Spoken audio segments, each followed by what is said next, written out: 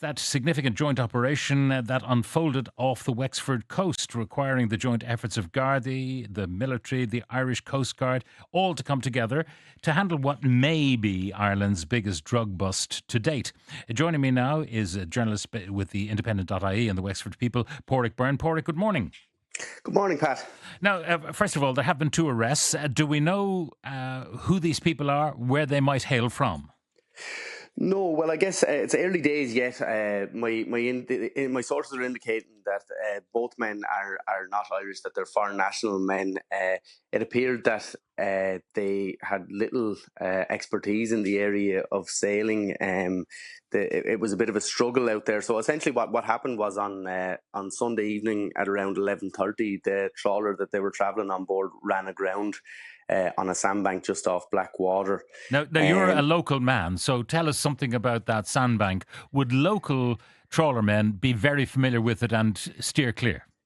Yeah, well, I guess anyone with a bit of local knowledge would know what way the tides work. It's kind of the kind of information that's passed down from generation to generation here in Wexford, you know. But having said that, I would imagine it appears that the majority of trawler men from across the country would be aware of the situation. But as I say, the level of expertise that these guys supposedly had was said to be pretty low.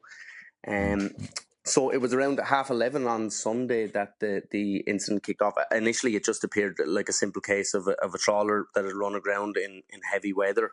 Rosslare Harbour RNLI and the Coast Guard Rescue 117 helicopter were tasked to respond. But I believe as they got closer to the incident, they had some correspondence with an Irish naval vessel which was patrolling the area, which had supposedly been tracking this trawler.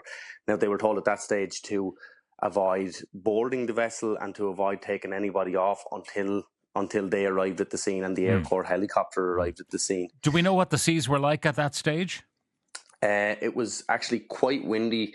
There was a heavy swell, and you know, it was quite a precarious situation. I know the Rosslare RNLI crew were trying to fire across a tow line to the stricken vessel to try and pull it clear of the sandbank, but obviously, as I say, the two guys on board didn't really seem to have a grasp of what they were doing, so that became increasingly difficult. And then at that point, the decision was kind of made that once the Navy vessel arrived on scene, the decision was taken eventually to winch the two men from the deck of the trawler onto the deck of the naval vessel, where they were placed into the care of naval officers and also, I believe, Gardaí from the National Drugs Unit as well. It would appear that this was an intelligence-led operation, given that the Navy were tracking these guys, probably hoping to intercept whatever other vessels they might have been liaising with if the drugs were to be moved from Wexford or off the Wexford coast elsewhere. Do we know anything about the registration of the trawler, where it might have come from? From what I can gather, the trawler made its way from Castletownbere up along the Waterford coast and then up the Wexford coast. So it had been, obviously, as I said, it had been being tracked by the naval vessel, so they were obviously keeping an eye on things. In some ways, I would imagine that maybe the heavy weather and the fact that the trawler ran aground maybe scuppered the operation somewhat, because if they were tracking these lads, maybe there was more they were hoping to find out. But look, I guess if they manage to recover these drugs and if the figures are accurate that are being reported of around 140 million, that's a good day's work as well, you know. Sure. Now, you mentioned that the trawler may have come from Castletownbere. Do we know whether or not it's an Irish registered trawler? In other words, is it based in Castletownbere? Does it have normally crewed by Irish people, or where might it have come from? It does seem to be an Irish registered vessel, all right. Now, there have been I've had a couple of reports that maybe it had changed ownership in recent times or that, but that's kind of unconfirmed at this stage. Now, the reports that there were bales of cocaine found floating in the sea, do we know whether that is the case or whether the bulk of whatever cargo there was remains on board?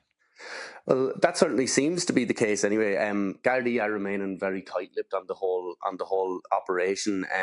The only comment that they're making at the moment is it's a live operation, and they won't comment any further while it's ongoing.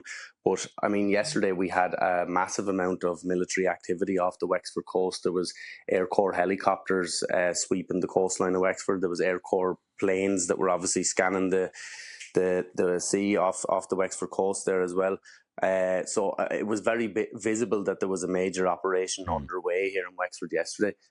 Yeah, so we don't know whether or not bales of cocaine were lost at sea, whether they have flotation devices attached to them to keep them up, or maybe even geopositioning devices attached. So maybe some other ship or vessel would come and retrieve them at a later date. You wouldn't like to think of them getting into um, the marine ecosystem there, because You you might surely have wouldn't. no, the kind of fish and chips you might be getting in Wexford could have a very different effect on you. Anyway, Padraig, that's where we are at the moment. Two people in custody, and we await a court appearance. That's the scenario. Yep. All right, Padraig. Thank you very much for joining us. That's Padraig Byrne, a journalist with the Independent.ie and with the Wexford People.